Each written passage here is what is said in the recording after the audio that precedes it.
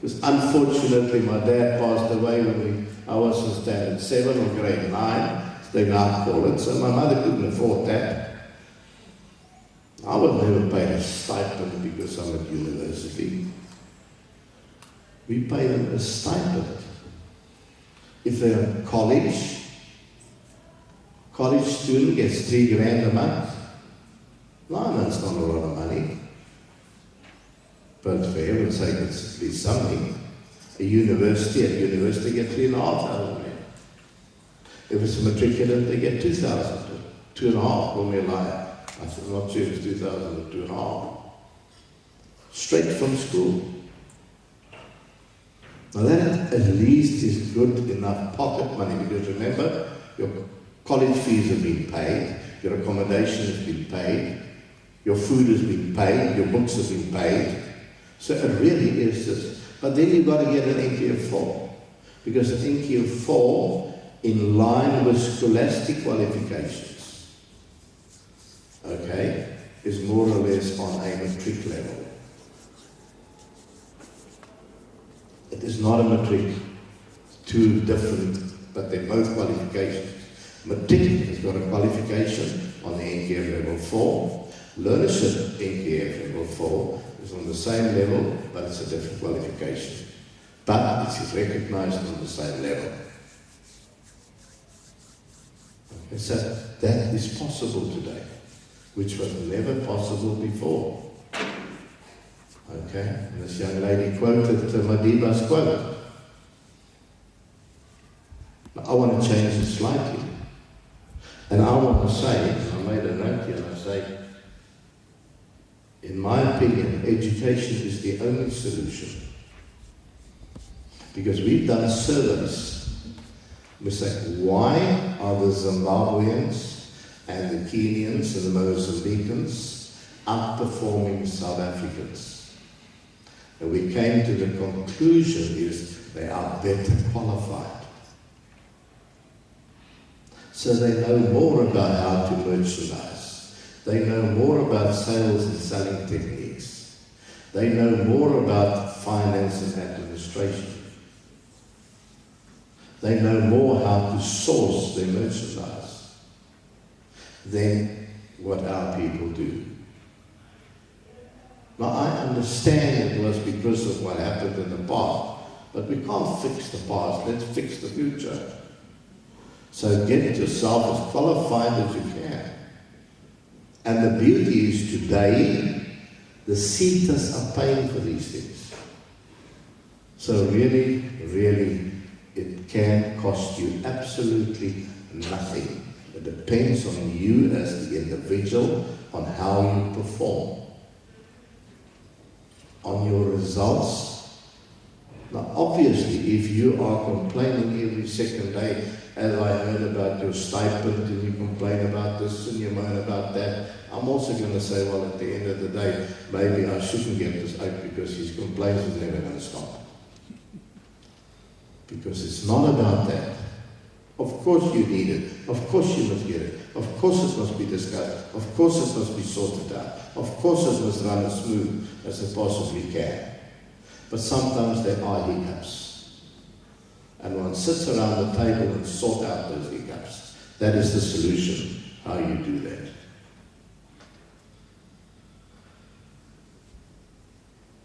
The aim of this program are to immobilize and enhance the quality of life of people.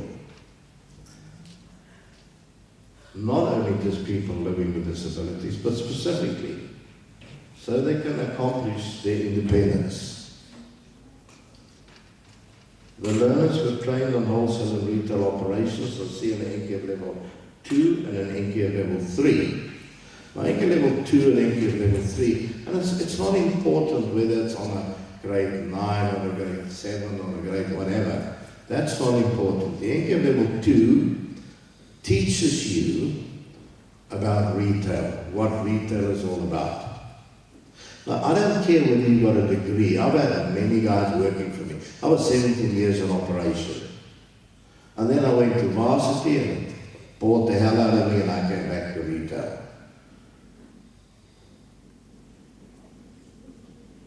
It teaches you about retail, the NQF level 2.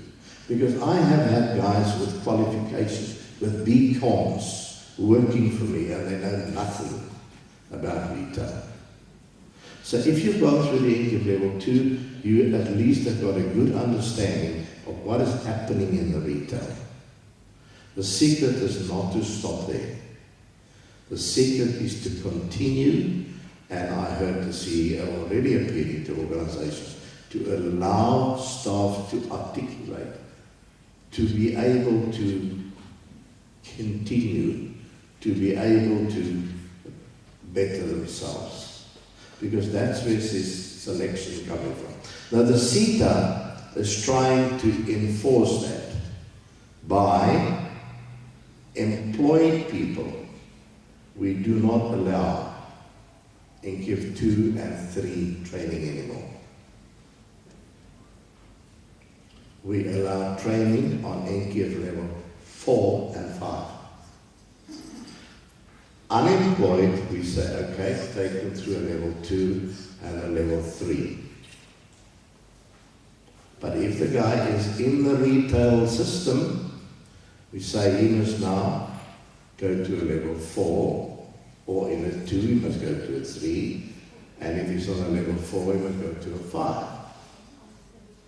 Now please understand, not everybody in this country is going to end up on an NQF level 10, because we don't need 50 PhDs in one shop. Okay, it depends on where you are in that operation as well. And it depends on your performance, how you actually are going to be promoted. Prime Minister of Spain is a disabled person.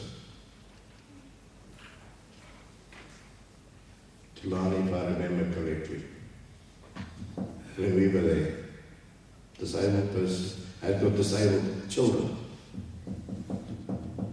And that's why, and I'm saying, if that is possible, why can it not be possible in our country? Why can a disabled person not become the store manager? It's possible. It depends on you as the individual. Because remember, a business is there to make money. If they want to go into social responsibilities, they will support a company outside and pay for their social needs, etc., etc., etc. They're not going to promote you simply because you're a disabled person. However, I appeal that they should give you the opportunity to prove that actually you can do what anybody else can do. That really depends on you as the individual. To say, okay, here I am, let me show you. And I'm telling you today, the companies that are embarking on this route with us will do it like that. They will select, and that's what they do. They take their high flyers and they apply based on their high flyers for loans, not loans for the Rseta sponsorship, from the Rseta to actually take their learners through another qualification.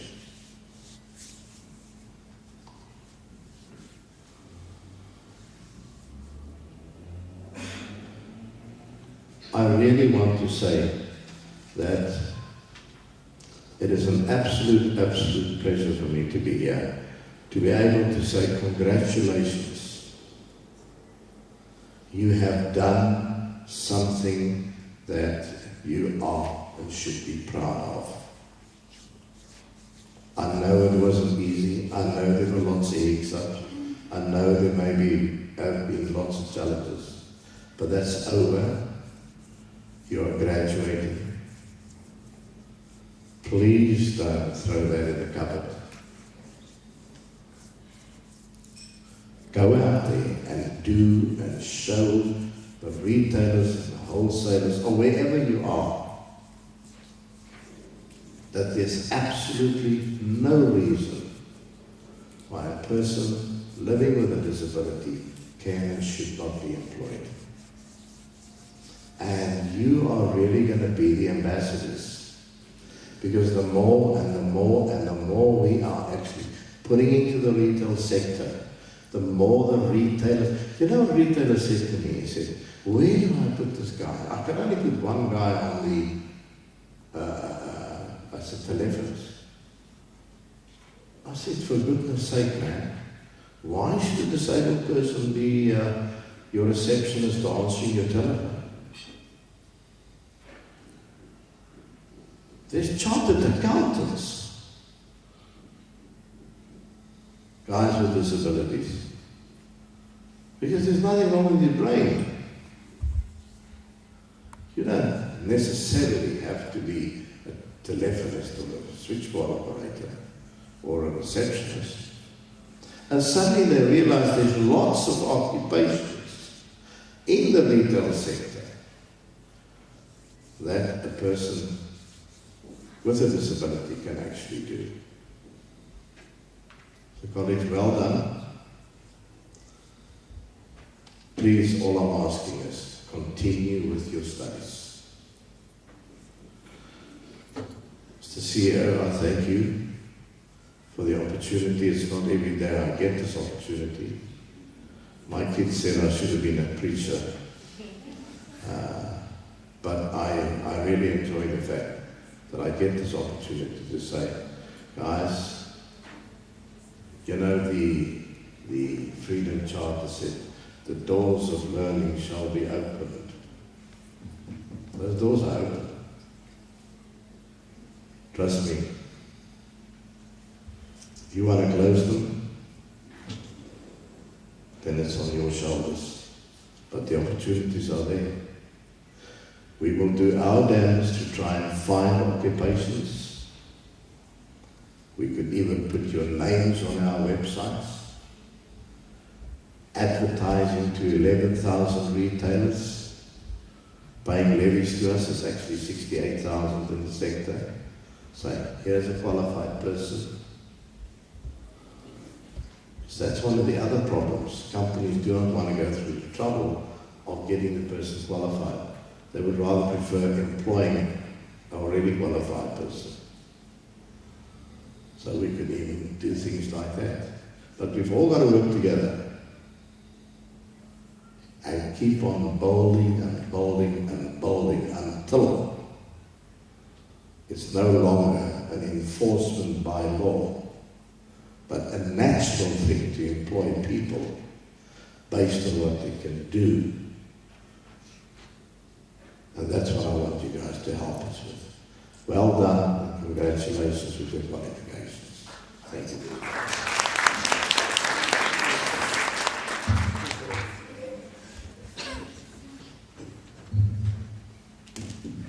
Thank you very much, Dr. Swartz. I think indeed this class will want to further open the doors of learning, or rather explore the opportunities provided by the Freedom Charter and the government of the day. In fact, I know most of them listen to what we call Kwaito. Now, in Kwaito, there's a song that goes, we dance wire wire. Wire wire means forever and ever. And people like myself and yourself who listen to Beethoven would know that number 7 argues that the music shall play on, on and on and on. And I think what this class is saying is that they'll start with wire because it's their own speak, and I think we'd appreciate the support that W&Rseta gives us to flow through to the learners so that those that want to go to university and so on are able to study there as well. I would also like to take this time to acknowledge one of the foremost disabled MPs in the country, Louis Zimani, a member of parliament even to date. He's also a trustee in the SADDT, a former chair in the Disabled People South Africa. He got in when we were still delivering the sermon. But also we've got Jacqueline Lawson, who's the W&Rseta project provincial manager. He's also joined us. And at this point, we will be handing over the certificates. But we've got a spare 5 minutes that I thought we could utilize for a body break, a church after the sermons have been given and so on. Before people start putting their contribution in the plate, they're given time to go to the bathroom and take out their money and so on. So I want colleagues to just, for 5 minutes, just get a body break, and we'll reconvene in 5 minutes. Thank you very much. Thank you very much, colleagues.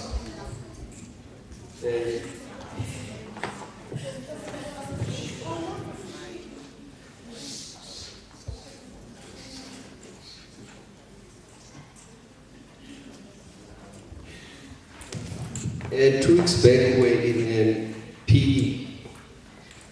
Now, when this time came, people started singing, relating, and all sorts of things. And